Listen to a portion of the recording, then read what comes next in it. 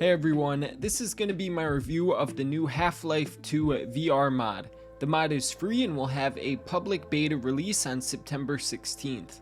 If you want early access to it like myself, the Source VR mod team is currently doing a giveaway, which I'll explain more later on in the video, but first let's talk about the game. Half-Life 2 VR mod is the official title, and while it's been completely rebuilt from the ground up for VR, the mod matches the original flat screen version of the game perfectly while somehow maintaining the feel of a native VR title. You play the game as Gordon Freeman fighting the Combine alongside your favorite Half-Life characters.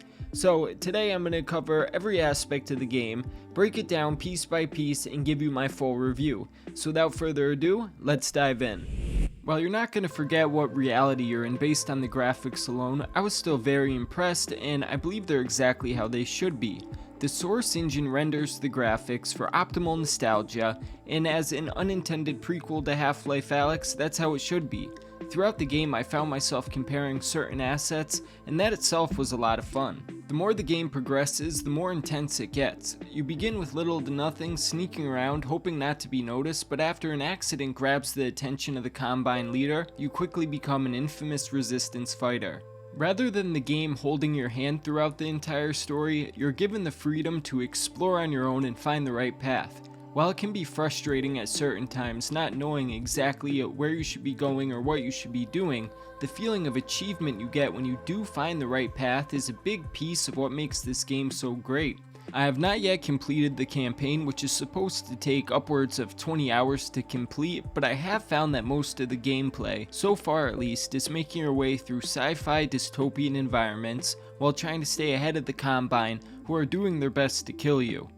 At first, I thought these enemies who are relentlessly trying to kill you would get repetitive, but each time they come back, they do it in new and exciting ways, and you have new and exciting ways to defend yourself or get away from them.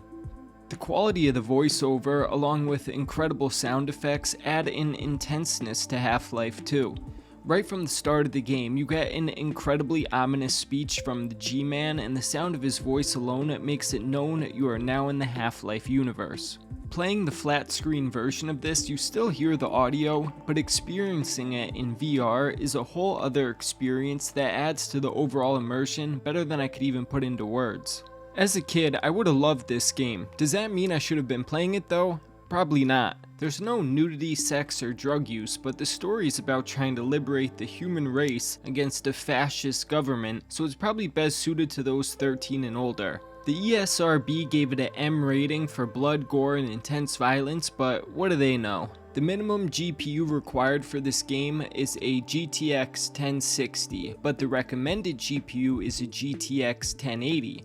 All of the gameplay footage shown in this video was captured on my Quest 2 via virtual desktop to my computer, which has a RTX 3070. The game was a good difficulty level in my opinion. The only times I had trouble is when I couldn't figure out how to proceed, but that goes back to what I mentioned earlier about the game not holding your hand. If it is too easy or too hard for you, there are settings available to switch between easy, normal, and hard gameplay, but I ended up finding the normal gameplay difficulty was perfect for me. The story within the game is well written and engaging without overdoing cutscenes or any other unnecessary interactions. The plot itself is rather simple, but together with the environments and other characters you interact with work perfectly for the game.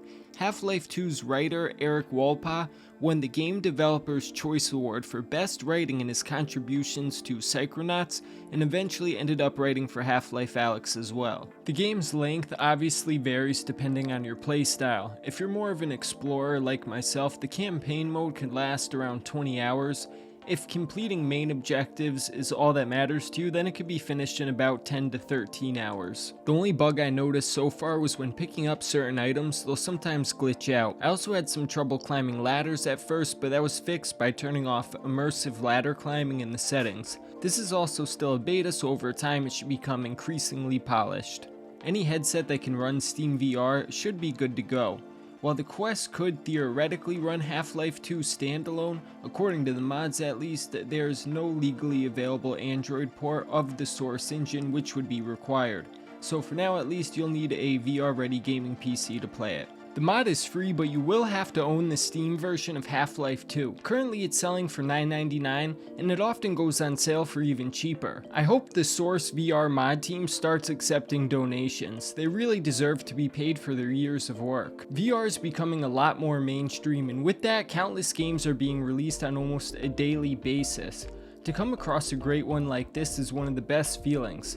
Playing it reminds you why you love VR so much in the first place, and I am truly grateful to the Source VR mod team for giving me that experience. It will be available on Steam September 16th. I linked the Steam page in the description below. If you would like to play it before then, there is a giveaway that's going on, and if won, you'll get access a week early. To enter, you just need to wishlist the game on Steam, although there are some additional ways you could enter if you want to give yourself the best chance possible. I'll put a link to that in the description as well. Big thanks to the Source VR mod team for giving me early access, and thank you for watching this video. I truly appreciate your support. That's all for today, but make sure to subscribe for more VR content. I will be releasing my Into the Radius Quest 2 review on the 8th, so stay tuned for that.